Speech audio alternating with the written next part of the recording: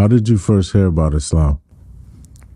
When I first heard about Islam, so I had gotten into some trouble with some friends of mine, and I ended up in jail. SubhanAllah, and since the first minute I was in jail, I was trying to get out of there. I was trying to get out of jail. You know, whenever the thunderstorm comes, you start praying to God, and then I was one of those.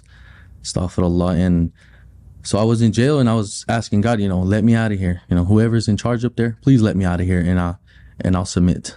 And every day I would hear the clicking of the doors. So I would be laying down, and I would look up.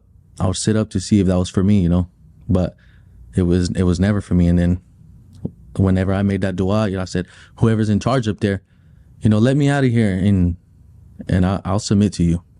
And I promise. And Allah knew that I was sincere in my heart. So I felt this big sensation in my heart, like you'll get out in the morning, go to sleep, relax.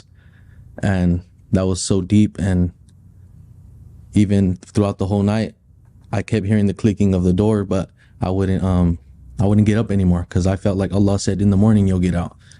So comes the morning, they bring the breakfast. I give my breakfast to my cellie. I said, here you go, I'm about to get out.